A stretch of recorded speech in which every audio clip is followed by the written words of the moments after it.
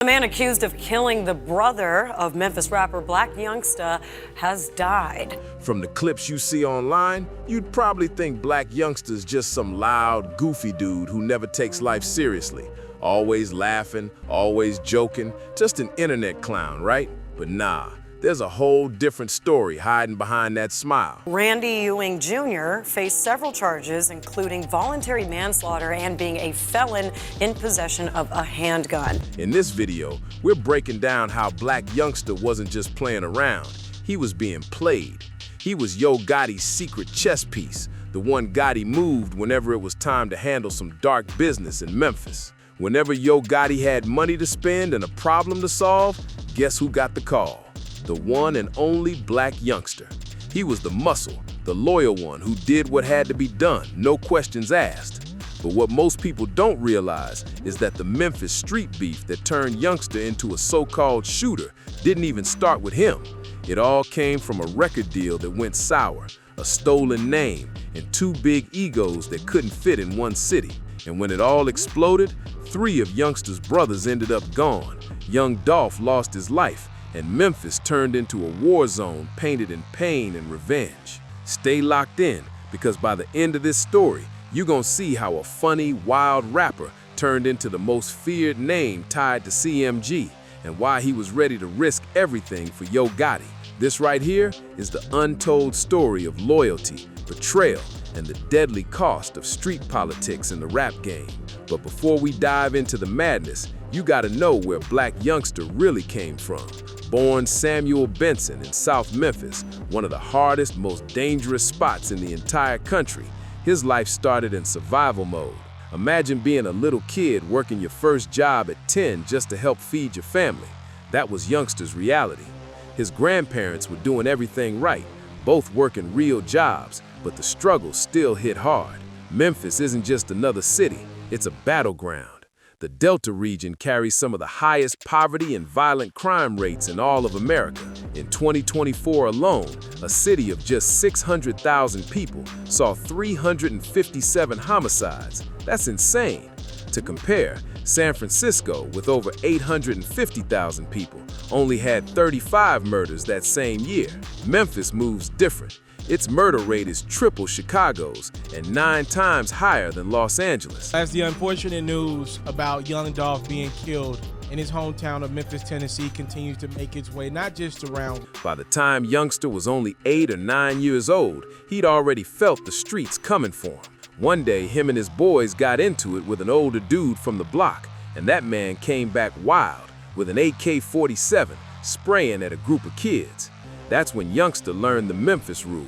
There are no rules, no OGs keeping order, no safety net, just straight up chaos. When his grocery store job ended, he had no other choice. He jumped off the porch and hit the streets early, selling crack before he was even a teen. He wasn't picky about who bought it either. Survival didn't give him options. He was hustling hard, serving whoever had cash in hand. His own aunties, his homies' moms, anybody willing to buy. As he dug deeper into the streets, Youngsta started moving fast, real fast. He was flipping bricks, pushing fake cocaine, and finessing people out of tens of thousands of dollars like it was nothing. One time, he pulled off a crazy move, selling 3 fake bricks for $90,000. But when the buyers realized they got played, the streets lit up with shootouts. Dodging bullets became a regular part of his life, and that danger started shaping the man he was becoming. This was Blac Youngsta before the fame, before CMG, before any beef with Young Dolph, just a young hustler trying to survive in one of the roughest cities in America. Everything changed in 2011 when he got locked up for a 1-year prison bid. He'd been rapping for fun his whole life, but that time behind bars made him see things differently. That cell gave him focus. When he got out in 2012, he came home hungry. He started throwing massive block parties across South Memphis, loud, packed, wild events that had the whole neighborhood buzzing. That's when his name really started ringing through the streets. His first mixtape, Fast Bricks, dropped that same year. It didn't blow up across the country, but in Memphis, everyone was talking about it. He was on his way up, finally. But then, in 2015, tragedy hit hard. Youngsta had 3 younger brothers, and he always tried to keep them away from the game that nearly ate him alive. 2 of them still got pulled into the streets, but the youngest one, that was the one Youngsta really protected. He kept that boy in school, bought him cars, made sure he had everything he needed to stay out of trouble. But in Memphis, the streets don't care if you're innocent or not. When they come looking, they find you. When his youngest brother got shot and killed in 2015, something inside Youngsta snapped. He wanted to drop everything: movie, money, fame, and get revenge. He was ready to risk it all. But deep down, he knew that diving back into the trenches wouldn't bring his brother back. So instead, he took all that pain and poured it into his music. That's when he dropped Heavy. That song hit different. It wasn't just another rap track, it was his heart spilling out. It was real, emotional, and raw. Lines like, "What you know about growing up in the hood and you ain't got nothing? Grandma feeding you neck bones and home-based dressing. Nobody feel your pain when you out here stressing. I used to be broke, now I'm heavy." You could feel every word. Every lyric told a piece of his story. Heavy went viral all over Memphis, and that track changed everything. It caught the attention of the biggest boss in the city. Yo Gotti had been watching Blac Youngsta for a while, really watching him. He saw the fire in his eyes, the pain in his story, and that fearless energy that most people only talk about. What stood out the most though? Youngsta was still deeply connected to the streets, the kind of artist who had both talent and real pull. Gotti saw more than a rapper. He saw a soldier who'd ride till the end. So when Gotti hopped on the remix of Heavy, it wasn't just a collab, it was a move. Right after that, Blac Youngsta officially signed to CMG, Cocaine Money Gang, and from that point on, the game shifted. By the end of 2015, Youngsta had already dropped his first project under CMG, and Memphis couldn't stop talking about him. His buzz was crazy. The energy, the attitude, the confidence, it was all there. But what most people didn't catch was that Gotti didn't just sign him for the music. Nah, Gotti signed Youngsta because he knew he was loyal, the kind of dude who would go to war for his team, no hesitation. To really get why Blac Youngsta became Yo Gotti's go-to muscle, you gotta understand the beef that sparked everything, the war between Yo Gotti and Young Dolph. That's what lit the fuse. Young Dolph, born Adolph Thornton, also came up in South Memphis, same rough streets as Youngsta. He grew up in the infamous Castalia Heights projects. Just like Youngsta, Dolph's parents were caught up in the streets, so his grandma stepped in to raise him. From early on, Dolph was a hustler, moving product, stacking money, and building a name. But after he barely survived a car crash, he had a wake-up call. He switched gears, deciding to turn all that street energy into music. By 2010, Dolph created his own label, Paper Route Empire, because he wanted full control. No middleman, no handouts, no boss above him. 2 years later, his grind started paying off. The streets were locked in, and his buzz started reaching cities far beyond Memphis. That's when Yo Gotti came knocking. He offered Dolph a deal with CMG. On paper, it looked perfect. Gotti was already a superstar in Memphis and across the country, but Dolph turned it down. And according to him, it wasn't just about wanting independence, it was the way Gotti approached it. Dolph said that during their meeting, Gotti started shading his own artists, claiming they weren't that good and needed his constant help, but that Dolph was different. That rubbed Dolph the wrong way. He felt like, if you're willing to talk down on your own people just to get me, how can I trust you? That was all he needed to hear. He walked away. At first, it looked like there was no bad blood. There's even footage from August 2012 of Gotti and Dolph performing together at a community event, smiling, laughing, looking like allies. But behind closed doors, tension was building. And then came the moment that flipped everything. In February 2016, Dolph dropped his debut studio album, King of Memphis, and that title alone set the whole city on fire. See, Gotti had been calling himself King of Memphis for years. That was his title, his crown. So when Dolph, a younger artist who had turned down his deal, claimed the same throne, it felt like a direct shot. Gotti took that as straight-up disrespect, like Dolph was trying to challenge his legacy. The subliminals started flying left and right. Dolph even tweeted, "Gotti went from being my #1 fan and wanting to sign me to being my biggest hater." And that's when Blac Youngsta stepped in, ready for war. Instead of Gotti clapping back himself, he let his newest soldier handle it. Youngsta jumped on Instagram and made it clear he wasn't here for games. He was ready to get physical. The video went viral fast. In that clip, Youngsta didn't hold back. He said straight up, "Hey man, I'ma keep this real with you, bro. Dolph, you a soft ass. If you got a problem, say you got a problem. He ain't no king of Memphis." The internet blew up instantly. Dolph saw the video and responded with nothing but a laughing emoji and a thumbs down, like he wasn't even taking Youngsta seriously. But trust, Youngsta wasn't joking. The tension between them had officially crossed the line. Blac Youngsta didn't just talk tough, he actually pulled up to Dolph's hood in Castelia Heights, fully strapped and ready for action.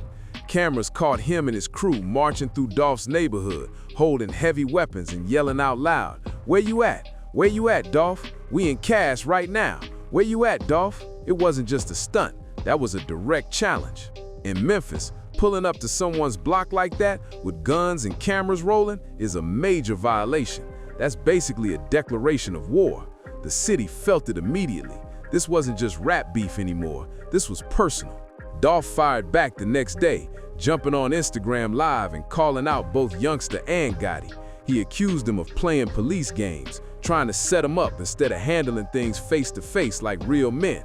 But Youngsta didn't care. He doubled down. He dropped not one, but 2 diss tracks straight at Dolph, Shake Some and I'm Assuming. On Shake Some, Youngsta didn't hold back. He rapped, "Young Dolph Thornton wanna play ho, I'm on tour with the K-Ho, Mac 11, Smith & Wesson, extended clip, 100 rounds on the Draco. How the fuck you the king of Memphis? You ain't from the city." The disrespect was wild.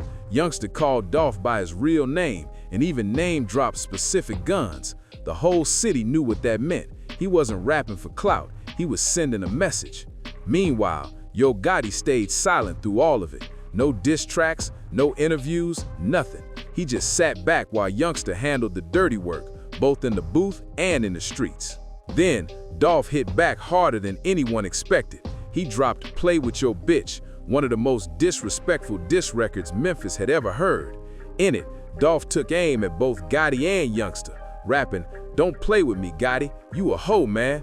You went from my biggest fan to my biggest hater, begging me to sign with you, but I had too much paper. Used to serve your big brother, found out he a bitch too. Now I call him your big sister." He even claimed he was messing around with her baby mama, and the cover art for the track allegedly showed missed calls from her number on Dolph's phone. The disrespect couldn't get any deeper than that. At that point, this was way past music. Everyone in Memphis could feel it. The tension was heavy, and it was only a matter of time before someone got seriously hurt. On February 24th, 2017, Dolph dropped the video for Play With Your Bitch. Then, just one day later, everything exploded. On February 25th, someone unloaded over 100 bullets into Dolph's SUV in Charlotte, North Carolina. According to both police reports and street whispers, the man behind the trigger was none other than Blac Youngsta himself. Here's how it went down. Dolph was in Charlotte that weekend for the annual CIAA basketball tournament. He was booked for 2 performances. The first was an outdoor day party in Charlotte's 4th Ward. He performed around 5 p.m., collected his bag, and headed to his next show. He and his crew jumped into a black Escalade and rolled out through the city. But as they turned onto 8th Street, another vehicle crept up behind them. Suddenly, the windows rolled down and chaos erupted. Shooters opened fire, spraying the SUV with more than 100 rounds in daylight broadcast. The streets lit up, bullets flying everywhere, cars getting hit, people running for cover. By the time the smoke cleared, the scene looked like a war zone. Shell casings scattered across the road, other vehicles riddled with holes, pure madness everywhere. But somehow, Dolph and his team walked away without a single scratch. How? Because Dolph had already bulletproofed his Escalade. He knew the beef with Gotti and Youngsta was heating up, so he invested in full protection. Bulletproof glass, reinforced steel, everything. That move saved his life, no question. The shooters sped off thinking they'd handle business, but they had no idea Dolph was still alive and breathing. That failed hit turned the city upside down, and from that moment on, Everyone knew this beef was spinning out of control. After surviving over 100 shots, Young Dolph didn't hide, didn't cancel his shows. He hit the stage that same night. Reporters later asked why he didn't lay low, and Dolph just shrugged it off, saying, "Leaving a day party, we was headed to where we was headed to. They start shooting. Shooting was over with, and I had another party to go to that night, so we went and did our party that night."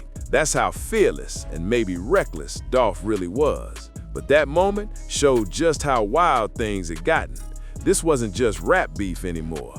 This was an attempted murder in broad daylight in another state. 3 men were soon arrested in connection with the shooting: Blac Youngsta, Frederick Black, and Antoine Gardner. They were hit with serious charges, including discharging a firearm into occupied property and conspiracy to commit assault. But when investigators started digging into the case, they ran into a problem. The evidence didn't hold up. The only thing linking Blac Youngsta to the scene was that the rental vehicle used in the shooting was booked under his name. That's it. There was no proof he was driving, no proof he was even inside that car when the shots went off. Court papers later stated clearly, the only evidence tying the defendant to the offense is a suspect vehicle rented by the defendant. There is no evidence the defendant was driving or even present at the time of the offense. With that, the case against Youngsta fell apart and he walked free. Still, the streets weren't convinced, and neither was Dolph. Everyone in Memphis knew what really went down, even if the court couldn't prove it.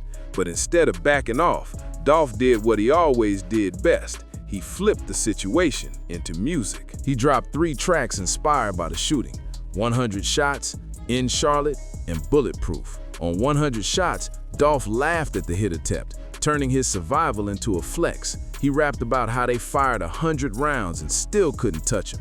The song went viral instantly. The whole world heard it. The beef that had been local was now global. Dolph's streams exploded, his name blew up, and he was showing the world that he couldn't be intimidated no matter what came his way. But Blac Youngsta wasn't staying silent either. He fired back with his own record, Bulletproof, flipping the story on Dolph. In the track, he rapped, "If you got love for me, can you holler at Young Dolph and tell him don't show up? I'm just saying, homie, why you getting people's statements? Why you rap about that so your album would go crazy?" Youngsta was straight up accusing Dolph of snitching, saying he cooperated with police to get him arrested. And in the streets, that's one of the worst things you can be accused of. Whether it was true or not didn't even matter. What mattered was the perception. Youngsta was trying to flip the script and paint Dolph as the one breaking street code. And through all of this chaos, Yo Gotti stayed silent. He didn't release a single diss track. He didn't do interviews. He didn't address Dolph, Youngsta, or the drama at all. He kept his image clean, letting Youngsta be the face and the fall guy of the war. Because the truth is, Youngsta wasn't just another artist on CMG. He was Gotti's hitter, the one who handled business while the boss stayed out of the line of fire. In 2019, the case against Blac Youngsta was officially dismissed for good. No more court dates, no more charges. He was free. He dodged what could have been a life sentence, and when he walked out, his loyalty hadn't changed one bit. He was still CMG to the core, still ready to ride for Gotti no matter what. But while he was beating court cases and dropping music, tragedy wouldn't stop haunting his family. Remember, he'd already lost his youngest brother in 2015, the one he tried to protect and steer away from the streets. That loss had crushed him, pushing him deeper into music as a way to cope. But the pain didn't end there. In 2019, heartbreak struck again. His brother, Heavy Camp TD, who was signed under Youngsta's own imprint, Heavy Camp, a branch of CMG, was shot and killed in Miami. Heavy wasn't just family. He was Youngsta's artist, his protege, his little brother he was trying to guide out of the struggle. Heavy wasn't even deep in the streets. He was trying to make it through music. But in Miami, tragedy found him anyway, gunned down in cold blood. 2 brothers gone, both of them doing everything they could to stay clear of trouble, both taken by the same street violence their brother had fought to escape. The pain was brutal, but Youngsta didn't fold. He stayed focused, stayed working, and kept repping CMG through it all. Then, in August 2023, the unthinkable happened again. Blac Youngsta's younger brother, Emmanuel Benson, was shot and killed at a gas station in South Memphis in broad daylight. Police later arrested a man named Randy Ewing, charging him with the murder. Emmanuel had just been filling up his car at a BP station when Ewing came around the corner and opened fire. Witnesses said around 20 shots rang out. 19 missed, but that one bullet that connected was fatal. That single round took Emmanuel's life, leaving Youngsta shattered once more. 3 brothers gone, all taken by gunfire, all while Youngsta was trying to move forward and turn pain into purpose. It's the kind of heartbreak that doesn't fade, but somehow he kept going, still loyal, still standing, and still carrying the weight of everything he'd lost. 3 brothers, all dead, all victims of the same curse, gun violence in Memphis. After Emmanuel's death, Blac Youngsta broke his silence on Instagram with a post that sent chills through the city. He wrote, "I'm going to make the world pay. I swear to God." Those words hit heavy. This wasn't just grief talking. This was a man who'd lost everything. A man already known for riding till the wheels fell off, now promising to bring chaos to whoever crossed him. For a while after the Charlotte shooting, it looked like things had cooled off. Both camps focused on music, stacking paper, and growing their empires. Dolph was blowing up, dropping bangers, touring the world, and turning into a global star. CMG was winning too, with artists like Moneybagg Yo and 42 Dugg putting out hit after hit, solidifying the label's power. But under all that success, the tension never really died. It just went underground. Prosecutors would later claim that Yo Gotti's brother, Big Juke, allegedly put a $100,000 bounty on Young Dolph's head. That so-called peace was just the calm before the storm. On November 17, 2021, Young Dolph came home to Memphis. He was visiting family, doing what he always did, showing love to his city. Around 12:15 p.m., he left his grandmother's house and stopped by Makeda's Homemade Cookies, a Black-owned bakery he always supported. He walked inside, bought his usual batch of cookies, and headed back toward his famous camo-wrapped Corvette parked outside. But just as he reached his car, a white Mercedes pulled up. 2 masked men jumped out with rifles and opened fire in broad daylight. Dolph was hit multiple times and died right there in the parking lot of his favorite local shop, in the same neighborhood he grew up in. Memphis froze in disbelief. The whole city went silent. Dolph wasn't just another rapper. He was a hometown hero, a father, a mentor, and a man who always gave back to his community. His death sent shockwaves through the entire hip-hop world. Within days, police identified 2 suspects, Justin Johnson, known on the streets as Straight Drop, and Cornelius Smith. Both were charged with first-degree murder. But investigators didn't stop there.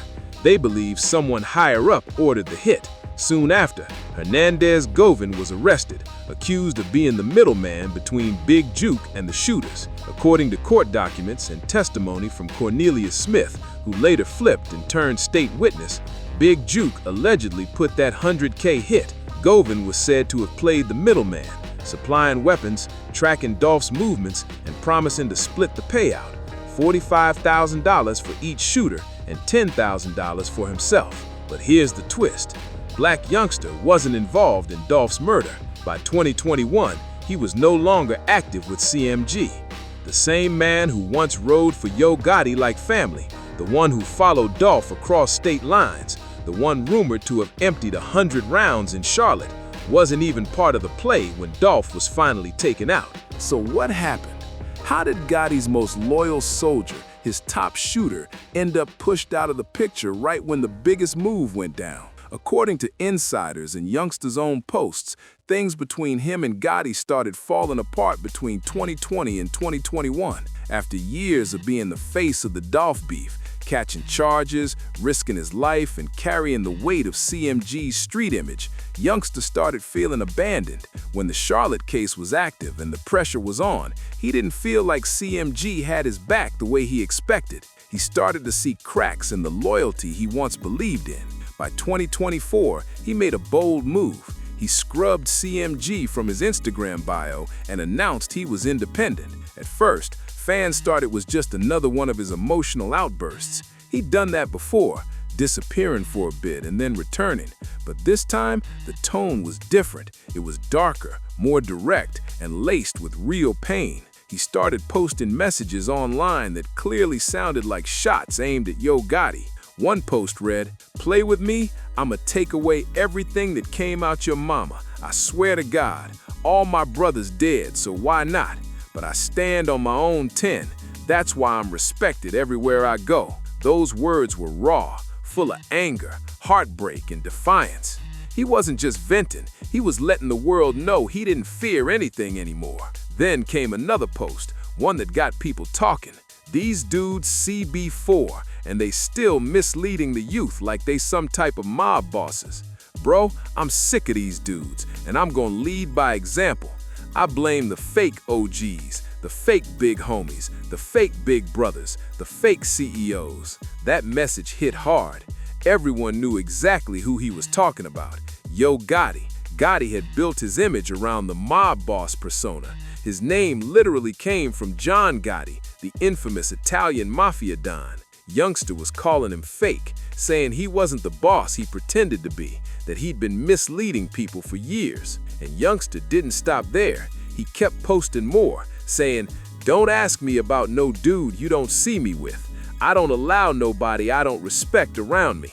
Majority of my friends dead and gone, but truth be told, I'm cool on that fake love and loyalty from a few people that been faking for too long." Those words made it crystal clear. The Brotherhood was over. The loyalty that once tied him to CMG had been shattered. The same empire he helped build, the same crew he'd gone to war for, had left him feeling betrayed and alone. By then, Blac Youngsta wasn't just separating from a label, he was cutting ties with a lifestyle that had cost him everything. 3 brothers gone, his name tied to some of Memphis's darkest moments, his faith in the people he'd once called family, gone. What was left was a man standing alone, scarred by loss, but finally speaking his truth loud and clear. Reading between the lines, you can tell Blac Youngsta felt completely betrayed. He'd been the most loyal soldier in CMG, the one ready to ride, risk it all, and take the fall for the team. But when it was his turn to need backup, when he was fighting charges, losing brothers, and carrying real pain, he felt like Gotti and CMG were nowhere to be found. That kind of hurt cuts deep, especially when you gave everything for the people you thought were your family. On the flip side, there's word in the streets that Yo Gotti wasn't happy with how wild Youngsta had been moving. After Dolph's murder, Youngsta dropped a video teasing new music, and in it, he opened his car door and started shooting into the air. Not long after, he released the music video for I'm Assuming, where he was seen rapping next to a tombstone that had Dolph's last name, Thornton, engraved on it. Then he took things even further. Just weeks after Dolph's death, Youngsta performed his old diss track, Shake Some, live at a show in Texas. Fans went crazy, but not in a good way. The backlash hit instantly. People called him out for being disrespectful to a dead man, especially while so many people connected to CMG were already being investigated for Dolph's killing. The heat was getting too hot, and word was Gotti wasn't happy about the extra attention Youngsta was bringing to the label. By the time Dolph was killed in 2021, Blac Youngsta was already out, no longer tight with CMG. The man who once said he'd do life for Gotti wasn't even standing next to him anymore. When the case finally went to trial, it turned into one of the biggest courtroom dramas in Memphis history. The suspects, Justin Johnson, Straight Drop, and Cornelius Smith, were both charged with first-degree murder. Hernandez Govan was labeled as the alleged mastermind, and in a shocking twist, Cornelius Smith flipped on the stand, turning state witness and testifying against his own co-defendant. Smith admitted under oath that he and Justin Johnson were the shooters. He told prosecutors that Big Juke, Yo Gotti's brother, was the one who put the bounty out on Dolph. According to Smith's testimony, prosecutor: "How do you know Big Juke had a hit on Dolph's head?" Smith: "Govan told me about it." Prosecutor: "And how much money was it supposed to be?" Smith: $100,000 on Dolph's head. That testimony should have been a knockout punch, but then came the twist nobody saw coming. Big Juke was dead. He'd been shot and killed in January 2024 outside a Memphis restaurant during his own uncle's funeral repast. His death completely blew a hole in the prosecution's case. Without Juke alive to defend himself or confirm anything, the entire mastermind theory started falling apart. The defense went after Cornelius Smith hard, calling him a liar who was only snitching to save himself.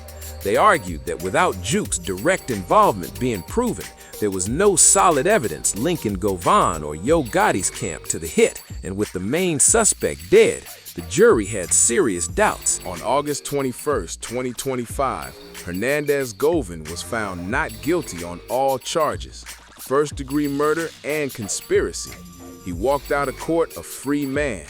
The verdict shocked the city, especially Dolph's fans and family, who couldn't believe someone accused of being tied so closely to the hit could just walk away. But that's the justice system.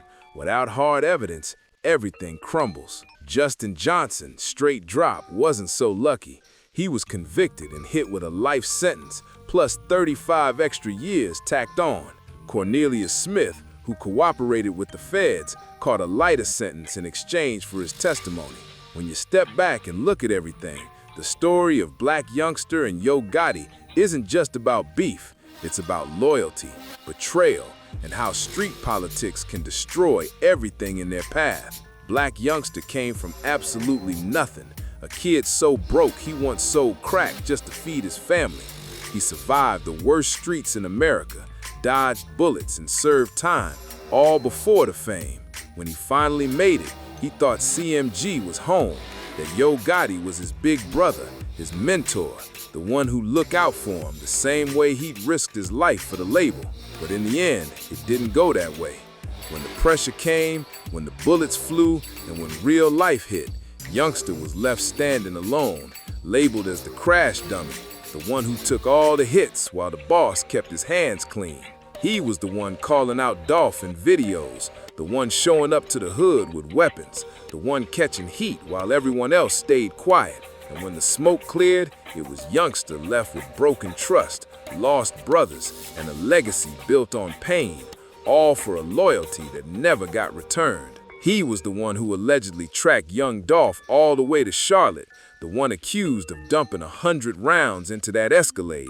He was the one catching charges, sitting in courtrooms and facing the possibility of life behind bars, all while Yo Gotti never once had to get his hands dirty. That's the cold truth about being a top shooter in the rap game. You're not a partner, you're a pawn. You take all the risks while the boss stays clean, counting money and smiling for the cameras. When you're useful, you're praised. When you become a problem, you're disposable. And that's exactly how it played out for Blac Youngsta. He gave everything, his time, his freedom, and pieces of his soul for a war that was never really his. He lost 3 brothers to gun violence, spent years trapped in courtrooms fighting cases, and nearly threw his entire future away over a beef that started with pride and a rejected record deal.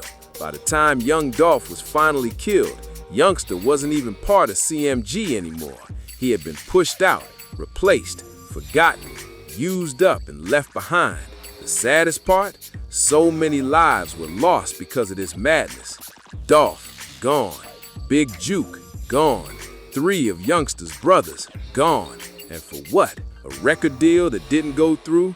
A title about who's king of Memphis? Ego, pride, and street politics. At the end of the day, Blac Youngsta's story isn't just about beef. It's a warning, a cautionary tale about what happens when loyalty becomes blind. He came from nothing, a hungry kid from South Memphis who hustled just to survive. He made it into the rap game, got signed to one of the biggest labels in his city, and had a real shot at greatness. But somewhere along the way, he stopped being a rapper and became a weapon. He became the face of CMG's street image, the one doing all the dirty work. He was dissing Dolph publicly, pulling up to his hood with guns, allegedly chasing him across states and standing trial for it, all while Yo Gotti stayed out of sight, clean and untouched. And when it was all said and done, what did Youngsta really get? He lost his brothers. He lost years of his life to the system. He lost respect in the industry and became one of the most controversial figures in Memphis rap. And worst of all, he lost himself in a war that never should have been his to fight. The beef between CMG and Paper Route Empire cost too many lives. Dolph, gone. Big Juke, gone. Youngsta's family, gone. And the streets of Memphis are still soaked in pain. The city keeps losing young men over pride, clout, and problems that could have been avoided. Blac Youngsta's still here though, still making music, still trying to figure things out, still standing in the aftermath of everything that's happened. But the question that hangs over it all is simple. Was it worth it? Was being Yo Gotti's top shooter worth the blood, the grief, the lost freedom, the ruined legacy? When you look at it honestly, the answer is no. None of it was worth the price. That's the heartbreaking truth behind Blac Youngsta's story.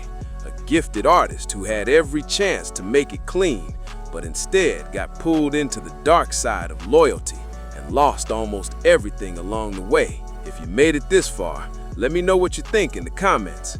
Was Blac Youngsta wrong for how he moved, or was Yo Gotti one pulling the strings? Drop your thoughts below, smash that like button, subscribe for more deep dives into hip-hop's wildest stories, and don't forget to share this video with someone who loves the culture. We've got plenty more stories coming your way.